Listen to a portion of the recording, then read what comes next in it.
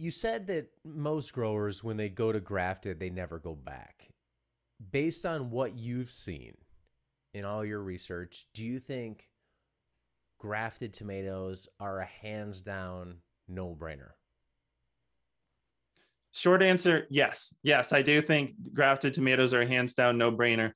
Honestly, over my time working at Johnny's and then in subsequently working on the magazine, um, I've talked to a lot of people about grafting.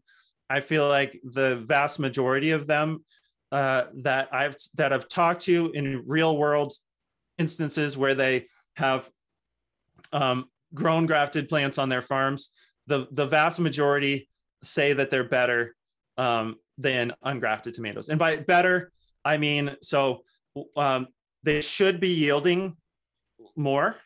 So the trials that I did, Johnny's, were usually finding the grafted varieties being in the 30 to 50% range, more productive than the same ungrafted plant. There are reasons why actually the bigger a greenhouse you get, or the more high tech an operation that you're running, that number actually comes down to the point where like a really big, a very fancy greenhouse might be more like 10 or 15%.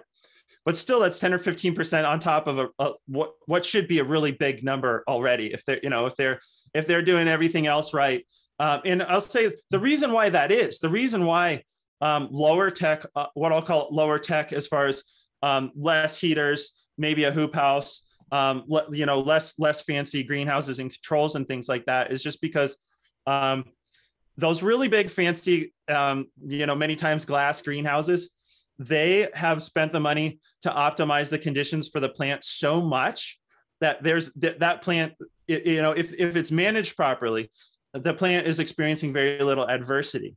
And so one of the things that grafting does is it increases the resilience of a plant. So a plant that is experiencing a fair amount of stress, like let's say, I live in Maine, we have a short season. Even throughout the season, we can have really, really cool nights that are colder than a tomato plant would want to be. And so that means that in an unheated hoop house, say here in Maine, that tomato plant is going to experience more stress than growing in a high-tech fancy greenhouse in somewhere where either the climate is already milder or they've made the climate milder with heating and such.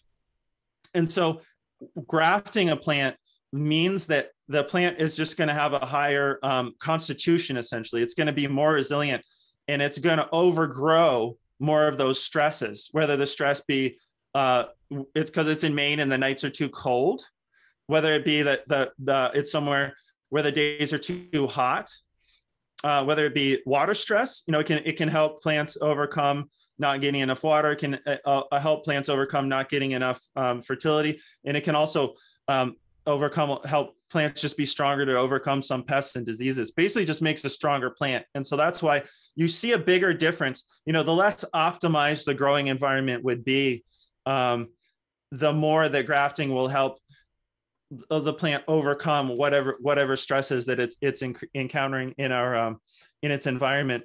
Actually, if I can tell you a real quick anecdote, Diego,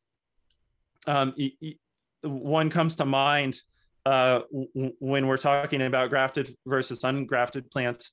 And so one of those years when I was working at Johnny's, we were also running our farm, and we are selling produce at the farmers market and local wholesaling as well. And so I wanted to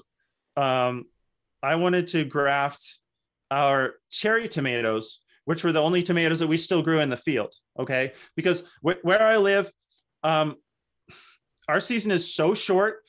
To get those really big beefsteaks that might take 50, 60 days to mature, our season is so short that by the time we're getting big red beefsteaks to start to color up out in the field, it's already starting to cool back down at night. And so it's not really worth, to my mind, it's not really worth putting all the effort into growing an outdoor tomato plant to really only pick it once. And also, our because they're too cold and there's so many things going on, we also have a lot of splits and spots and things like that. We were picking a lot of seconds when we first moved to Maine, and we're trying to grow outdoor tomatoes. And so over time, we did what most of the people in my area are doing, which is moving all their large fruited tomatoes inside, to the point where the only tomatoes that we were growing outdoors anymore were cherry and grape tomatoes. And so I wanted to graft our cherry and grape tomatoes as well, because like I told you, I think the grafted plants, yes, are hands down better. And so in fact, my wife, who was really the one who was managing our farm and our apprentices and things like that at the time, because I was still working full-time at Johnny's and working on the farm in evenings and weekends, and she was really managing the day-to-day operations of the farm. And so I was like, all right, I want to graft all the cherry and grape tomatoes too. And she was basically like, come on, aren't cherry and grape tomatoes vigorous enough on their own? Like, you're just a grafting nut. Do you really have to graft everything? And I was like, yes. And so that year I grafted up all the plants that I thought we'd need for our outdoor production.